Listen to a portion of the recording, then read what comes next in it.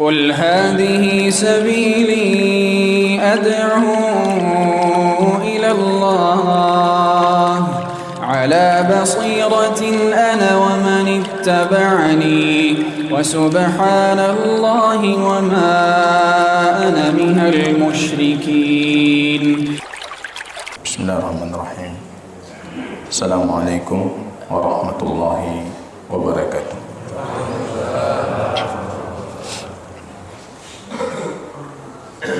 الحمد لله رب العالمين، نحمده ونستعينه ونستغفره ونعوذ بالله من شرور أنفسنا وسيئات أعمالنا، من يهده الله فلا مضل له ومن يضلل فلا هادي له. أشهد أن لا إله إلا الله وأشهد أن محمدا عبده ورسوله صفيه من خلقه وخليله محمد صلى الله عليه وسلم وعلى آله وصحبه الكرام. يقول ربنا جل شأنه في محكم تنزيله: يا أيها الذين آمنوا اتقوا الله حق تقاته ولا تموتن إلا وأنتم مسلمون. Kaum muslimin dan muslimat sidang jamaah salat subuh yang diberkahi oleh Allah Subhanahu wa taala, kembali dengan taufik Allah, dengan izin Allah, di pagi yang penuh kemuliaan ini kita bisa melanjutkan kembali pembelajaran terhadap hadis-hadis baginda Rasul sallallahu alaihi wasallam dari himpunan hadis-hadis yang sudah dihimpunkan oleh Al-Imam Ibnu Hajar Al-Asqalani rahimahullah ta'ala. Dalam kitab beliau yang bernama Bulughul Maram, tercapainya tujuan, tercapainya keinginan dari beliau untuk menyimpulkan hadis-hadis baginda Rasul yang berkaitan dengan hukum-hukum yang dibutuhkan oleh seorang muslim. Dan kitab ini juga tersampainya hasrat dan keinginan kita dalam mempelajari hadis-hadis baginda Rasul sallallahu alaihi wasallam yang berkaitan dengan hukum-hukum yang kita butuhkan tiap harinya. Dan itu nikmatnya kaum muslimin rahimani wa rahimakumullah, mempelajari hadis baginda Rasul sallallahu alaihi wasallam. Imam Abdullah Ibnu Mubarak pernah beliau dikeluhkan oleh sahabat-sahabatnya di zamannya, "Engkau wahai imam, kenapa tidak pernah duduk bersama kami? Duduk bawa warung kopi lagi kamu. Kenapa anda itu tidak duduk bersama kami?" Kata beliau, "Kaifa ajlisu ma'akum wa fi baiti Rasulullah?" Bagaimana bisa saya duduk dengan kalian sedangkan di rumah saya itu Rasulullah? Maksud beliau hadis-hadis baginda Rasul. Kelezatan duduk dengan baginda Rasul membacakan hadisnya itu tidak bisa dikalahkan dengan duduk dengan kalian itu. Fakaifa ajlis ma'akum, bagaimana bisa saya duduk dengan kalian sedangkan di rumahku itu Rasulullah. Aulan nas bi yaumil qiyamah, hadis baginda Rasul rawahu Tirmizi.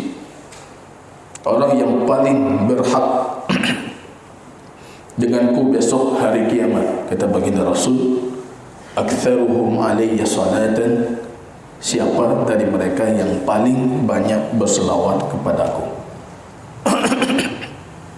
Siapa lebih banyak berselawat kepada baginda Rasul melebihi para ahli hadis, orang yang mengajarkan hadis, orang yang mendengarkan hadis,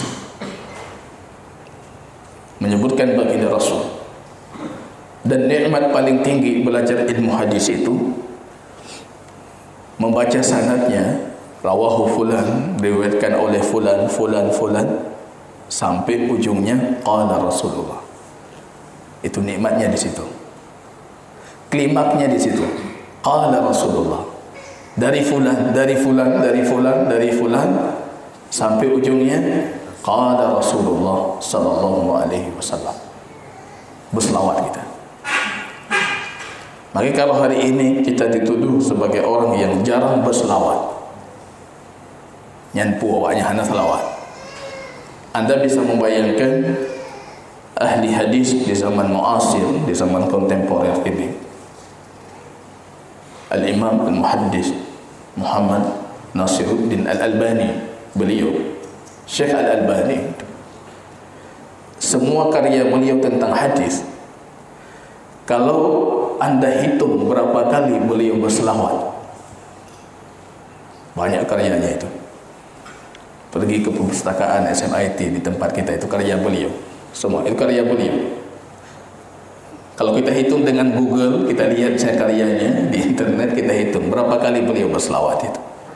Tidak kurang 35.000 kali. Itu belum ketika beliau mengajarkan satu-satu hadis itu. Belum kalau yang paham ilmu hadis, ketika beliau mengkaji satu hadis itu, mencari jalur hadis itu. Satu hadis bisa 10 jalur, 20 jalur. Setiap jalur kita berselawat sallallahu alaihi wasallam.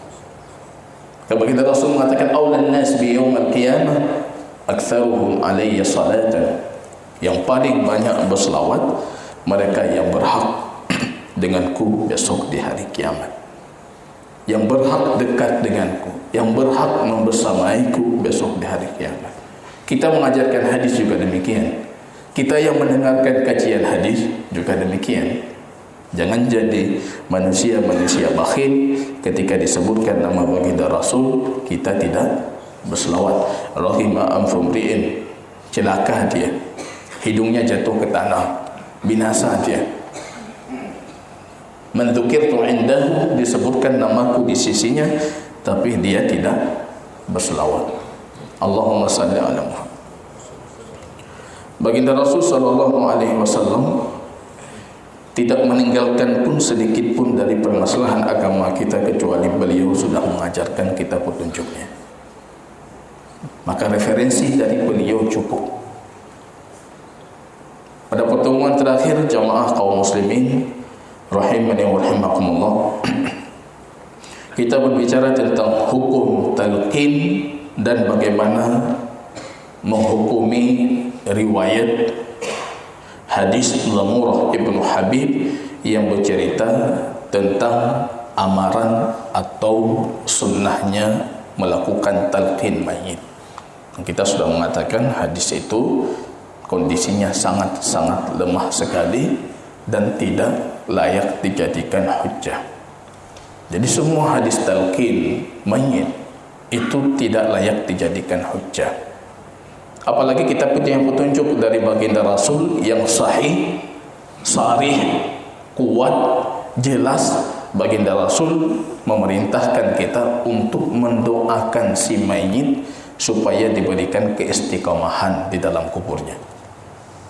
Artinya kalau cukup dengan talqin, untuk apa kita mendoakan lagi? Ajarkan saja. Itu yang kuat dari baginda Rasul sallallahu alaihi wasallam. Akidah kita ahlu sunnah wal jamaah, azab kubur itu hak, pasti. Fitnah kubur itu pasti. Hadis adab kubur secara kelompok itu bisa secara topik bisa kita katakan sebagai hadis-hadis yang mutawatir, yang tidak bisa dibantahkan dengan akal kebenarannya, yang harus diikuti, harus diimani. Azab kubur itu pasti. Pada pertemuan yang lalu kita bercerita tentang ada dua malaikat itu, yuqalu li ahadihima al-munkar wal akhar Nakir. Ada satu malaikat dinamakan Munkar dan satu lagi Nakir. Munkar itu diingkari. Artinya ketika kita melihat, kita langsung mengingkari je, tidak mau membersamai, itu mungkar. Maka istilah mungkar untuk kemungkaran, pada hakikatnya mungkar itu dimusuhi oleh hati, maka dinamakan mungkar. Ini perkara mungkar karena hati tidak mau menerima. Makanya ketika melakukan kemungkaran, kita lebih memilih untuk bersembunyi, karena kita tahu ini pasti ditolak, diingkari. Itu mungkar. Nanti ada malaikat namanya Munkar Nakir. Al-Munkar dan Nakir ini dua malaikat, baik itu nama ataupun sifatnya, aswadani azraqani, dalam kondisi yang sangat menyeramkan, hitam bahkan sampai kebiruan, kata baginda Rasul sallallahu alaihi wasallam. Di situ kita dipertanyakan, "Man rabbuk wa ma dinuk wa ma imamuk?" Dalam riwayat, "Wa man nabiyyuk?" dan siapa nabimu, siapa Tuhanmu. Jadi kembali ke pertanyaan dasar sekali. Tauhid dasar sekali. Tauhid usul salatah itu. Belajar akidahnya sudah kemana-mana, tapi yang difitnahkan, yang diujiankan, itu cuma tauhid dasar. Di pertemuan yang lain, di tempat yang lain kita menjelaskan, ada konsekuensi besar yang harus kita jawab di dunia, sehingga Allah memberikan kita keistiqomahan untuk menjawab pertanyaan itu di dalam kubur. Hari ini kita menghafal cula-cala tahafal tidak cukup, cuma dengan sebatas menghafal. Syahadah kita itu ada konsekuensinya. La ilaha illallah untuk menjawab man rabbuk, Muhammad Rasulullah untuk menjawab man nabiyyuk. Pengamalan kita terhadap wahyu Allah, Alkitab dan Sunnah itu untuk menjawab man imam. Ini jamaah kaum muslimin rahimani wa rahimakumullah. Artinya butuh banyak ketaatan yang harus kita persiapkan. Butuh berlomba-lomba dalam kebaikan, al-musara'ah wal musabaqah. Harus berlomba-lomba. Jamaah kaum muslimin rahimani wa rahimakumullah. Di kutipan pengantar Imam Ibnu Hajar di kitab Bulughul Maram itu, beliau selalu menitipkan pesan agar karya beliau, ilmu beliau ini, beliau mengatakan tidak sebatas menjadi wabalun alaina. Ya Allah, jangan jadikan ilmu kami ini sebagai hujjah atas kami besok di hari kiamat. Wa ayyarzuquna al-amal bima yurdihi subhanahu wa ta'ala. Tapi anugerahkan kepada kami amal sesuai dengan keridhaan-Mu subhanahu wa ta'ala. Ini yang selalu kita upayakan jamaah kaum muslimin. Kita bukan sedang mengoleksi ilmu, kita bukan sedang mengumpulkan ilmu, tapi kita sedang membenahi diri supaya ilmu itu bisa menjadi hujjah bagi kita besok di hari kiamat, bukan justru hujjah atas kita. Ya Allah, kata Imam Ibnu Hajar di penghujung mukaddimahnya, jangan jadikan ilmu ini wabalan alaina. Jangan jadikan ilmu ini justru menjadi hujjah atas kami, tapi jadikan ilmu ini menjadi hujjah bagi kami ketika kami menjumpai Allah nantinya. Kaum muslimin yang berbahagia, masih berbicara tentang kubur. Imam Ibnu Hajar di sini menyebutkan topik dengan judul ibahatu ziyaratil kubur. Hukum diperbolehkannya menziarahi kubur. Hukum asalnya ziarah kubur itu boleh setelah sebelumnya dilarang. Kita bacakan hadisnya. An Buraidah ibn Husayn Al-Aslami radhiyallahu ta'ala anhu qala qala Rasulullah sallallahu alaihi wasallam nahaitukum an ziyaratil qubur fazuruha. Jadi sini ini di antara dalil nasikh dan mansukh itu as-sunnah bis-sunnah, an-nasikh wal mansukh dua-duanya sunnah. Tapi menariknya di sini nasikh wal mansukh itu langsung dalam satu dalil itu. Satu nas, di situ ada nasikhnya, di situ ada mansukhnya. Seringkali permasalahan nasikh mansukh itu, nasikhnya Quran, sunnah, atau Quran dengan sunnah juga mungkin dalam pandangan mayoritas para ahli usul fiqh. Tapi seringnya nasikh dan mansukh itu dalil nasikh lain, dalil mansukh lain. Tapi kalau dalam tema ini dalil nasikh dan dalil mansukh dalam satu dalil. Beliau sallallahu alaihi wasallam menyimpulkan beberapa nasikh wal mansukh. Kalau kita membaca hadis secara sempurnanya di Sahih Muslim, itu mengumpulkan bahkan beberapa nasikh wal mansukh di dalam satu hadis.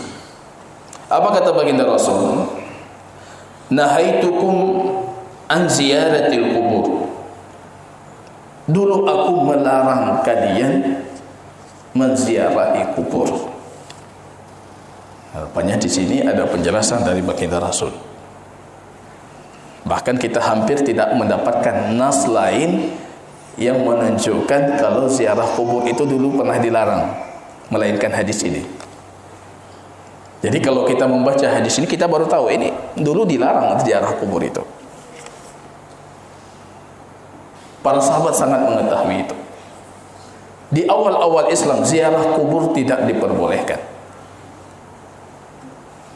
Ini kalau dalam maqasid syariah, ini namanya saddud dhara'i, menutupi celah, menutupi pintu, jangan berikan celah. Orang baru musyrik, ini sahabat baginda Rasul dulunya musyrikin, musyrik, syirik di mana-mana. Lihat pohon syirik, lihat ini syirik, apalagi lihat kubur. Pohon benda mati saja dijadikan itu sebagai media kesyirikan. Itu hadis panjang Syajaratu Anwar. Ya Rasulullah, kenapa engkau tidak membuat bagi kami pohon seperti orang mereka punya pohon itu? Kalau berperang, gantung senjata mereka di pohon itu supaya diberkati, menang peperangan. Ya Rasulullah, kami juga butuh seperti mereka. Masih ada noda-noda kesyirikannya. Orang hidup dalam kesyirikan. Zaman jahiliyah semuanya dijadikan media kesyirikan. Apalagi anda bayangkan orang baik wafat, kuburnya tidak mungkin tidak mereka jadikan media kesyirikan. Memantapkan pondasi keimanan dan akidah tauhid pada para sahabatnya kaum muslimin, baginda Rasul butuh waktu. Itu butuh waktu. Tidak gampang itu.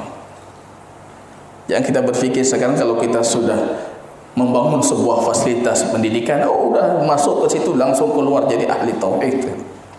Tidak segampang itu. 1 tahun 2 tahun, bukan 1 tahun 2 tahun, baginda Rasul butuh waktu. Coba perhatikan nasikhnya kapan ini? Ini nasikhnya sudah masuk fase Madinah. Dulu sebelumnya dilarang, sama sekali tidak boleh. Karena masih ada unsur-unsur kesyirikan, bisa membangkitkan gairah kesyirikan para sahabat baginda Rasul. Bertawassul dengan kubur, meminta bantuan kubur, bahkan mengibadahi kubur, tawaf di kubur, dan berbagai macam. Ini saddud dhara'i. Saddud dhara'i itu maqasid syariah penting. Menutupi celah. Jangan buka celah. Maka ketika Allah mengharamkan zina, itu semua rentetan sebelum zina itu diharamkan. Lihat saja tidak boleh. Al-ula laka wa thaniya alayka. Pandangan pertama itu milikmu, tiba-tiba sudah memandang, apa boleh buat? Tapi kali yang kedua tidak, ditutup semua celahnya. Itu saddud dhara'i. Itu kita jadikan dalam syariah, itu dijadikan sebagai asas penting dalam maqasid syariah, menutupi celah. Umar ibn al-Khattab ketika memperhatikan banyak para sahabat baginda Rasul sampai ke tepat Bai'atul Ridwan di Hudaybiyah itu, mereka berlari semuanya ke pohon tempat baginda Rasul membaiat para sahabatnya. Semua lari. Ini mereka beranggapan ini pohon diberkati, pohon ada berkahnya. Besoknya datang perintah Umar, potong pohonnya. Belut ukur ni, jangan sisa. Ini namanya saddud dhara'i. Apa salahnya pohon? Salahnya karena nanti ini akan mengundang dia, membuka celah, membuka celah. Jangan sedikit pun buka celah. Apalagi ini pembahasan kesyirikan, pembahasan sangat penting, pembahasan utama, pembahasan tauhid ini asas. Anda mau ibadah seumur hidup, kalau tauhidnya tidak benar, tidak bermanfaat. Anda mati-matian dalam ibadah tapi bermasalah dengan kesyirikan, la yahbatanna amal. La in asyrakta ya Muhammad, kalau engkau membuat kesyirikan, Muhammad saja kalau buat kesyirikan, semua kebaikannya gugur. Apalagi kita. Baginda Rasul diancam, la in asyrak, wahai Muhammad, kalau engkau syirik, semua kebaikanmu gugur. Itu Muhammad. Apalagi kita. Jadi celahnya jangan dibuka sedikit pun. Maka dari sini kita melihat konsistennya para pendakwah tauhid di negeri Saudi Arabia dalam abad-abad terakhir ini. Kenapa rasanya terlalu keras? Bukan terlalu keras, tapi tidak ingin membuka celah. Jadi kita kaum muslimin sering melihat terlalu keras sekali seperti itu. Ini tidak boleh. Kita sudah mempelajari hadis baginda Rasul. Mengangkat kubur tidak boleh. Menulis wala yaktub alaih, jangan kalian tulis di atas kuburan. Jangan kalian semen, jangan kalian ini, jangan kalian bangun. Itu semuanya terasanya keras. Sampai jemaah kita sampai hari ini banyak yang tidak bisa menerima itu. Susah itu, berat. Hana mangat dalam kubur, ku pikir hana mangat loh. Udah masuk kubur masih pikir hana mangat kala lego. Anda bukan itu yang Anda butuhkan. Demi Allah saya katakan, bukan itu yang Anda butuhkan. Saya khawatir masuk dalam kubur ingat nanti kajian ini. Ingat, oh, betul kali kepegahornya. Ini jamaah kaum muslimin rahimahullah. Saddud dhara'i. Maka dulu dilarang, tidak boleh ziarah kubur. Terutama kubur orang saleh, kubur ini, kubur itu lebih memancing kesyirikan. Karena babnya saddud dhara'i, menutupi celah, kubur orang tidak saleh pun jangan juga. Karena memang pembahasannya itu untuk menutupi celah. Dilarang menziarahi kubur. Sampai akhirnya baginda Rasul memperhatikan kondisi para sahabat sudah kokoh. Mereka hidup kesyirikan, ketauhidan, paham mana syirik, paham mana tauhid. Ini yang kata Umar. Seharusnya Umar itu dalam kondisi menyesali kesyirikannya, tapi dalam kondisi juga mensyukuri kalau hidayat Allah di atas kesyirikan itu memberikan mereka pemahaman bagaimana memahami kesyirikan. Intaqadha ural Islam urwatan urwah, kata Umar. Tali Islam yang kokoh ini itu bisa putus sedikit demi sedikit. Kenapa? Karena orang hidup dalam Islam tapi tidak pernah mengenal jahiliyah. Kita dari kecil muslim. Kita berfikir semua yang ada ini itulah ketauhidan, itulah agama yang benar. Kalau para sahabat dulu 40 tahun, 50 tahun syirik. Ketika datang Islam langsung bisa membedakan ini syirik, ini Islam. Kalau kita remang-remang, Pak. Remang-remang. Ya. Hana, kamu pupuk lagi ya. Ya, remang-remang. Karena kita tidak pernah hidup dalam kesyirikan. Coba lihat, ada beberapa orang Nasrani yang masuk Islam, ataupun orang Hindu, orang Buddha, ketika tiba-tiba masuk Islam, langsung bisa memilah, ini bukan, ini agama kami dulu ini. Ya, ada yang di antara mereka mengarang kitab, mengisi kajian macam-macam, menceritakan, oh bukan, ini tradisi agama kami. Islam bukan seperti itu. Jadi bisa membedakan. Tapi kata Umar, kesalahan kita itu karena kita tidak pernah hidup di zaman jahiliyah itu. Akhirnya tidak mengenal kesyirikan. Bahkan beranggapan kesyirikan itulah tauhid. Ini yang membahayakan. Intakhadha ural Islam, maka ural Islam itu putus, tali Islam itu putus, Islam itu hilang sedikit demi sedikit. Maka itulah alasan kenapa Islam ini jadi ghuraba, jadi asing. Ya, karena kita tidak memahami kesyirikan seperti apa. Bukan artinya kita harus syirik dulu, belajar. Masail jahiliyah, orang jahiliyah itu seperti apa?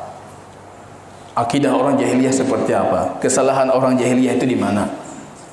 Sehingga kita memahami betul-betul tauhid itu seperti apa. Jadi ketika baginda Rasul melihat kokohnya akidah para sahabat, akhirnya datang nasikh yang memansuhkan larangan, boleh sekarang. Jadi pertanyaannya, kalau melihat kondisi umat hari ini, apa dilarang lagi? Oh, anjir, kita buah kalain. Kita khawatir demikian. Maka artinya harus ada kesungguhan diri untuk mempelajari hal-hal yang berkaitan dengan ketauhidan dan kesyirikan ini. Paling kurang kita mendoakan, ya Allah, jauhkan dariku kesyirikan apa yang aku ketahui ataupun kesyirikan yang tidak aku ketahui. Fima a'lamu wa ma la a'lamu, apa yang aku tahu atau yang tidak aku ketahui. Baginda Rasul mengatakan, nahaitukum an ziyaratil qubur fazuruha. Ini datang perintah. Perintah hukumnya wajib. Tapi di sini tidak kita pahami wajib menziarahi kubur. Karena perintah ini datang setelah larangan, artinya boleh. Maka penting kita mempelajari usul fiqh sehingga kita memahami lafaz-lafaz baginda Rasul itu maunya apa itu. Perintah wajib, tapi di sini karena perintah itu datang setelah larangan, ini hukumnya boleh. Jadi tidak ke taraf wajib. Dulu aku melarang kalian menziarahi kubur, tapi sekarang ziarahlah. Artinya sekarang sudah boleh. Rawahu Muslim, riwayat Imam Muslim. Rupanya dalam riwayat Imam Muslim itu panjang hadisnya, ada beberapa nasikh dan mansukh yang dikumpulkan dalam satu hadis. Dalam hadis lain juga, kuntun haitukum an luhumul adahi fawqa 3 layali. Dulu aku melarang kalian menyimpan daging kurban itu 3 hari lebih. Kemudian datang perintah, simpan sesuka kalian. Artinya sekarang sudah boleh kita simpan. Dulu kondisi kaum muslimin, tidak mungkin anda dagingnya simpan 1 tahun. Kaum muslimin di dekat rumah anda fakir miskin, yang untuk 1 hari pun mereka tidak kedapatan daging. Bagi-bagilah, jangan sampai 3 hari. Kemudian datang perintah, dibolehkan. Dan riwayat Imam Muslim juga, kuntu nahaitukum an zabib. Aku melarang kalian dari meminum nabid. Nabid itu air rendaman buah ya. Kalau dulu syair gandum direndam atau kurma direndam ya. Orang Arab suka buat sampai hari ini. Jadi kurma diambil, kurma segar direndam dalam air dalam kondisi tertentu dengan ukuran suhu tertentu, itu tidak sampai muskir, tidak sampai memabukkan, dibolehkan. Illa ayyakuna muskiran. Maka kita baginda Rasul, minumlah tidak masalah, kecuali dalam kondisi memabukkan, maka jangan minum. Kalau kita peram lagi, kita tambah lagi harinya, itu jadi mabuk. Orang-orang suka dia simpan air 1 hari, 2 hari. Ya. Kalau kondisi panas cepat prosesnya, 3 hari sudah memabukkan. Tapi dalam kondisi dingin seperti cuaca di tempat kita mungkin sampai 3 hari masih boleh kita meminumnya. Dulu itu dilarang. Ini dikumpulkan larangan-larangan yang kemudian dibolehkan. Salah satu yang paling penting sesuai dengan pembahasan kita itu larangan ziarah kubur sehingga dibolehkan. Tujuannya apa? Artinya yang dibicarakan oleh baginda Rasul kebolehan ziarah kubur, ini ziarah kubur yang syar'iyah. Kalau ziarah kubur syirkiyah muharramah ini tetap haram. Tawaf di kuburan, salat di kuburan, bertawasul dengan kuburan, meminta pertolongan pemilik kubur, isti'anah, istighasah itu hanya boleh dilakukan dalam kondisi manusia itu masih qadir, hayyun qadirun, masih hidup, masih mampu untuk memberikan pertolongan. Kalau sudah meninggal, sudah selesai. Kalau itu babnya bab haram. Takhsis syaddur rihal juga diharamkan. Mengkhususkan melakukan perjalanan untuk berziarah kubur haram. La yushaddur rihal illa illi 3 masajid. Jangan kalian mengkhususkan perjalanan kecuali hanya untuk 3 masjid. Bahkan kubur Rasul pun tidak boleh. Ini saya akan 20 juta untuk berziarah kubur baginda Rasul, haram. Ziarah masjid baginda Rasul, kubur itu plusnya. Jadi kita tujuannya umrah, boleh tujuan saya mau ziarah masjid baginda Rasul. Di masjid itu ada kubur baginda Rasul, itu cuma plus saja. Karena sudah di situ kita berziarah. Mengkhususkan ziarah tidak boleh. Apalagi dari kampung-kampung berangkat rame-rame jauh Banda Aceh, mengkhususkan ziarah. Itu syaddur rihal, tidak boleh. Syaddur rihal cuma boleh 3 masjid saja. Masjid Haram, Masjid Nabawi, dan Masjid Al-Aqsa. Syaddur rihal lain tidak boleh. Jadi kalau sudah syaddur rihal itu sudah bab lain, tetap dilarang. Tapi hukum asalnya ziarah kubur sudah dibolehkan, kecuali ada unsur-unsur yang mengharamkan. Ini yang kita maksud dibolehkan ziarah kubur, ini ziarah kubur syar'i. Tujuannya syar'i. Apa tujuannya? Tujuannya fa innaha tudzakirul akhirah. Karena kubur itu akan mengingatkanmu kepada akhirat. Itu tujuannya. Kalau ziarah itu syar'i, itu tujuannya memberikan maslahat untuk yang diziarahi dan untuk yang melakukan ziarah. Itu baru syar'i. Maslahatnya apa? Kita akan mengucapkan salam. Salam itu doa keselamatan. Ya. Kemudian kita akan mendoakan, beristighfar untuk ahli kuburnya. Itu kemaslahatan untuk yang diziarahi. Kemaslahatan untuk kita, kata baginda Rasul, tudzakirul akhirah, karena itu akan mengingatkanmu terhadap akhirat. Jadi kalau sampai ke kuburan, justru yang kita ingat itu duniawi, artinya itu bukan ziarah syar'i. Karena ziarah syar'i itu ada maksudnya. Terus kuburan dengan mau utang rogolong belah di kami. Udah duniawi lagi itu. Nah, itu bukan ziarah syar'i. Harus ziarah syar'i. Ziarah syar'i itu maksudnya syar'i. Maslahat untuk saya dan maslahat untuk ahli kubur. Maslahat untuk saya tudzakir akhirat, mengingatkan kita terhadap akhirat. Kalau kuburan tidak bisa jadi pengingat, rasanya sudah habis itu bab pengingat itu. Kuburan, Pak, lihat kuburan saja enggak ingat akhirat. Itu awal manazil, itu langkah pertama menuju keabadian akhirat. Ini tempat pertama. Anda dan saya pasti akan memasukinya. Tinggal kapan dan di mana saja, itu yang masih dalam ilmu gaibnya Allah. Tudzakir akhirat. Dalam riwayah yang lain, zada Imam Ibnu Majah min hadis Ibnu Mas'ud wa tuzahidu fid dunya, dan menjadikanmu zuhud terhadap dunia.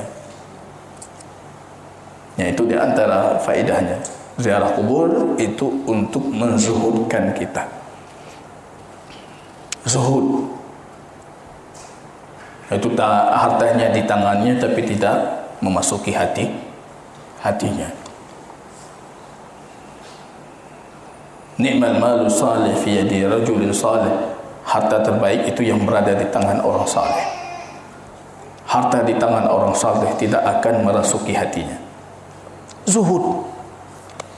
Lihat ujung-ujungnya, apapun Anda berlomba sekuat tenaga apapun, dunia itu Anda berlomba seperti apa, berlari sekencang apa, mengumpulkan dunia sekuat apa, ujung-ujungnya tetap satu dia. Finishnya sama, kematian, al-maut. Dan finishnya tetap di dalam kubur. Zuhud. Ya, ujung-ujungnya sini tempatnya. Apalagi yang kita bisa andalkan. Dan ketika di sana, yang pertama diinginkan oleh ahli kubur itu dalam Al-Quran disebutkan, la'alli arji'a, ya Allah kembalikan aku sedikit saja supaya aku bisa kembali bersedekah. Di situ baru ingat. Maka kubur itu sebagai wasilah kezuhudan, media mengingatkan kita untuk berlaku zuhud.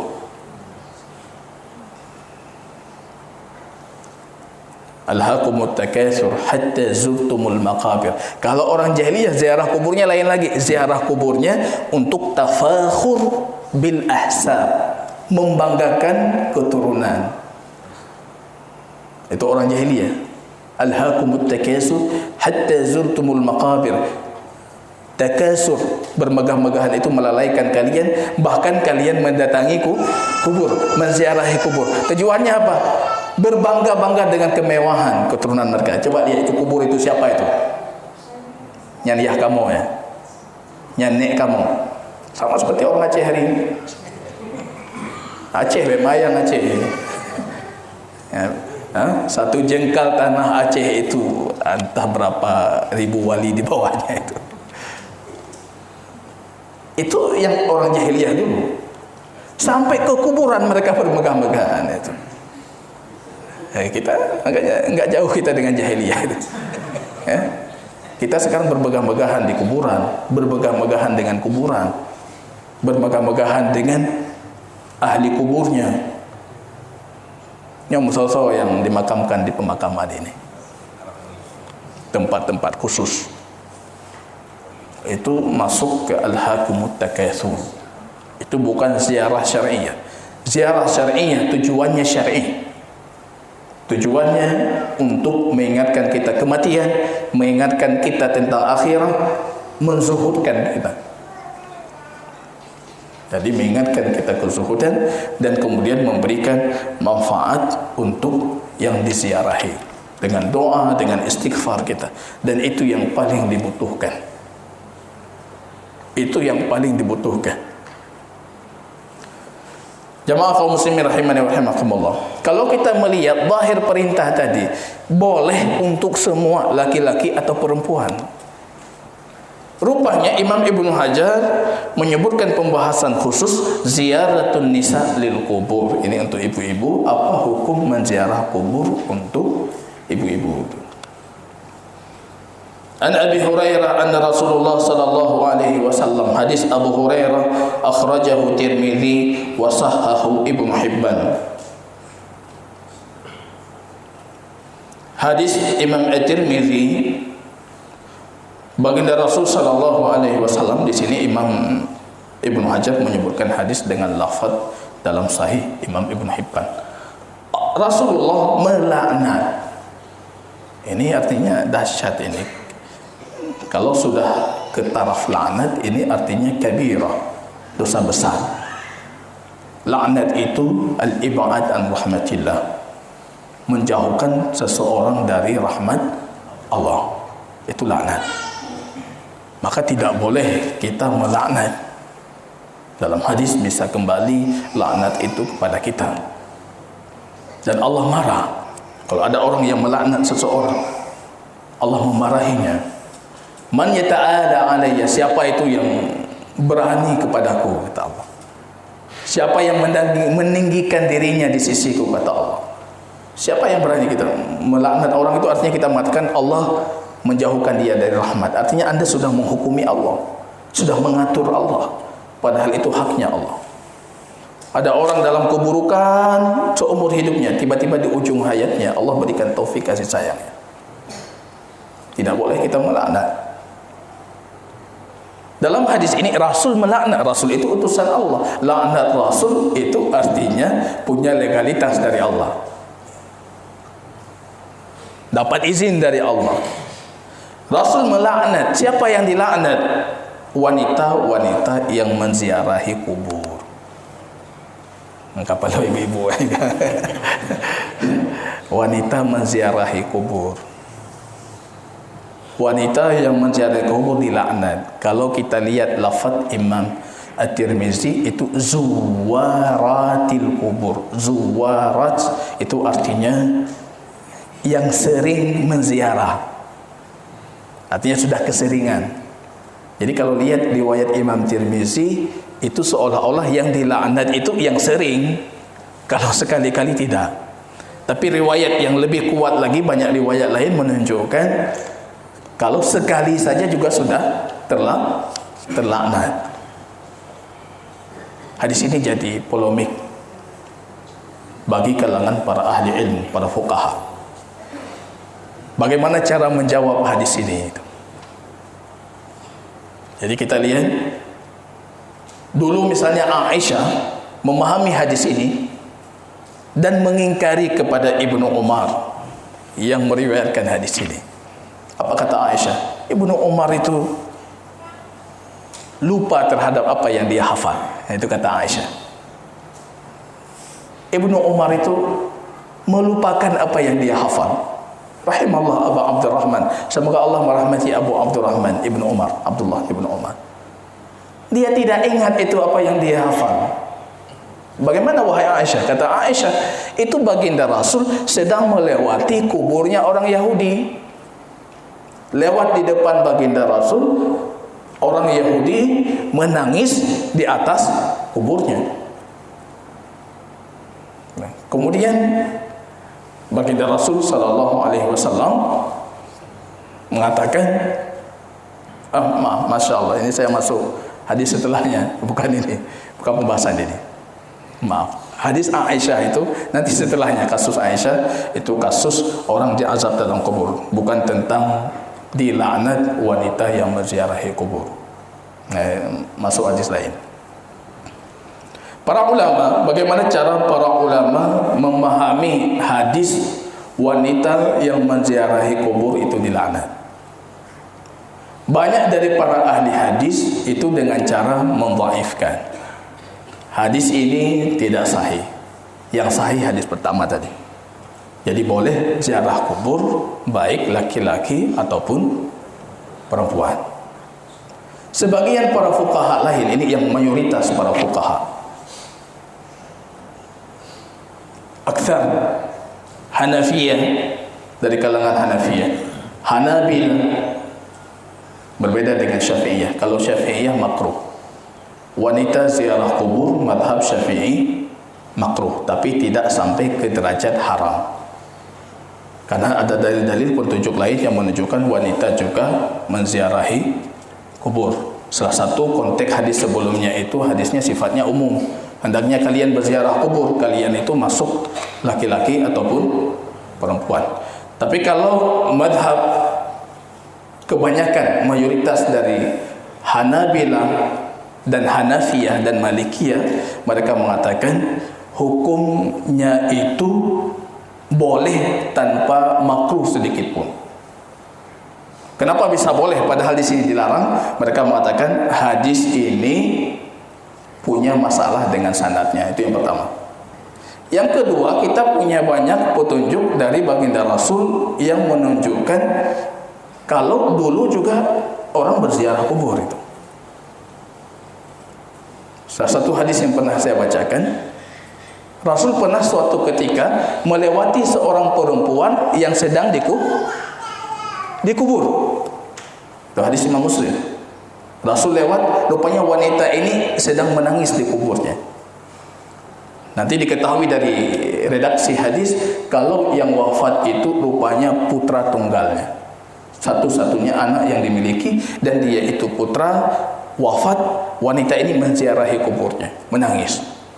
Rasul lewat, wanita ini enggak melihat baginda Rasul. Itu dalam kesempurnaan hadis Imam Muslim.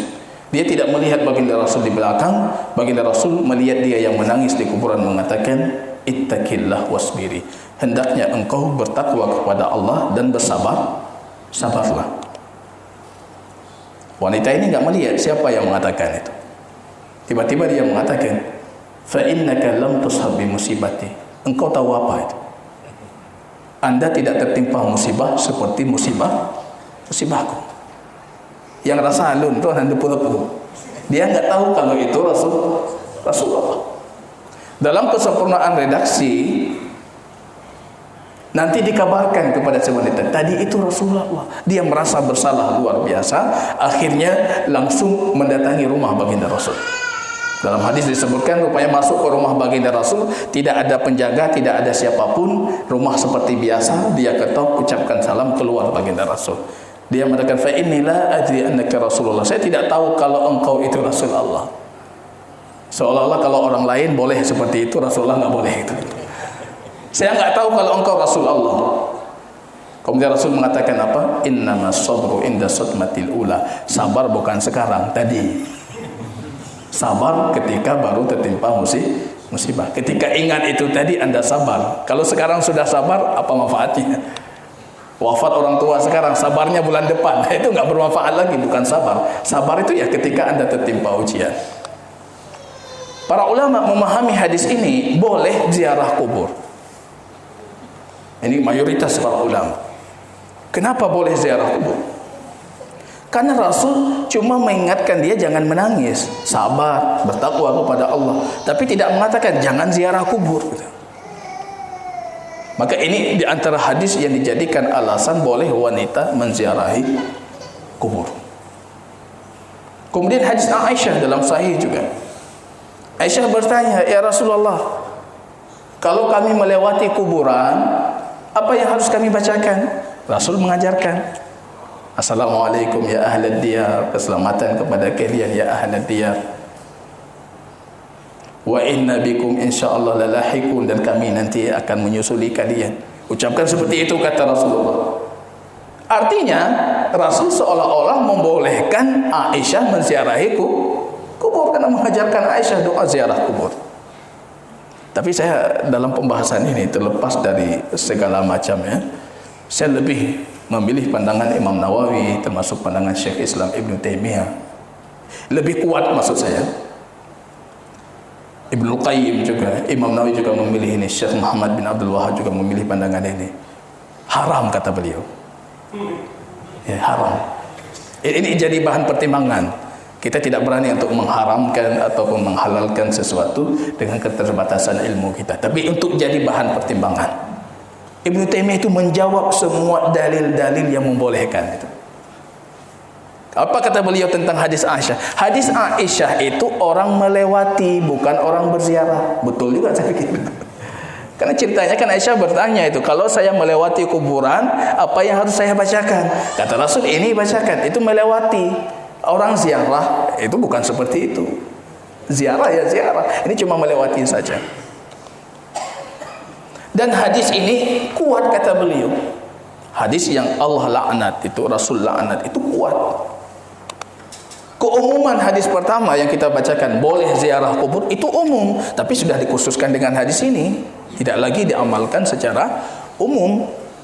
Artinya itu khusus untuk laki-laki dan ini khusus untuk perempuan. Kemudian kata beliau, alasan kita ziarah kubur mengingatkan kita akhirat, zuhud terhadap dunia. Itu berlaku bagi laki-laki kata beliau. Kalau perempuan enggak dapat itu. Ya wallahu a'lam. Kalau perempuan kata beliau, perasaannya akan lebih menonjol di kuburan dibandingkan berfikir tentang maslahat syariah tadi. Sampai kuburan langsung kenangan yang tinggal, yang muncul di kepalanya, perasaannya langsung. Saya teringat pengalaman ibu saya menziarahi, bukan menziarahi, kami ada acara di keluarga, kemudian datang, rupanya masuk kuburan, tapi saya lihat langsung menangis. Baru tiba di kuburan langsung menangis, tapi mendoakan, betul mendoakan, tapi lebih ke arah mendoakan si mayit sampai menangis langsung. Baru datang ke kuburannya, karena kuburan memang dalam komplek rumah, kuburan langsung menangis. Saya berfikir juga memang perasaan kita kaum wanita, kaum hawa ini kuat sekali. Bahkan kadang-kadang perasaan kita mengalahkan logika. Kalau maslahat syariah yang disebutkan tadi itu semuanya bagi mereka yang menggunakan logika. Datang ke kuburan pakai akal, pakai logika, tidak menggunakan perasaan. Tapi kalau menggunakan perasaan ini, jadi maslahatnya tidak dapat. Ini yang kita khawatirkan. Paling tidak kita mengatakan jaga-jaga saja. Karena kita mengetahui ini ada hadis melaknat, ada larangan khusus sekali. Dan ini bukan satu riwayat, hadis laknat ini dalam banyak versi hadis. Bukan dari satu para sahabat, itu dalam banyak versi hadis. Maka ini harus menjadi acuan utama kita juga. Kalau hal ini bagi kita kaum wanita harap dijaga-jaga. Karena paling kurang dalam mazhab Imam Syafi'i ini hukumnya makruh. Walaupun mereka tidak memvonis ini sebagai bentuk keharaman, tidak sampai ke tingkat tahrim, cuma mereka mengatakan ini makruh. Ini wallahu ta'ala alam bisawab. Barangkali kita cukupkan di sini, dan pembahasan selanjutnya ke depan kita akan berbicara tentang niyah, hukum niyah, berkumpul di kuburan dan berbagai macam, yaitu pembahasan niyah. Dan setelah itu kita akan berbicara, ini penghujung kitab jenazah, ya. Nanti akan berbicara tentang waktu-waktu yang dilarang kita menguburkan jenazah. Ini sering jadi polemik di masyarakat, ya. Kapan seharusnya kita menguburkan jenazah itu? Jangan sampai di waktu yang diharamkan, yang tidak dibolehkan. Nanti di penghujungnya akan berakhir pembahasan. Ini sudah hampir habis ini. Beberapa hadis lagi, ada 5 hadis lagi sudah selesai bab jenazah. Baru setelahnya kita memasuki kitab zakat, ya. Kita sudah, artinya sudah masuk ke hampir selesai pembahasan ubudiyah ibadah, akan memasuki pembahasan muamalah. Wallahu ta'ala a'lam.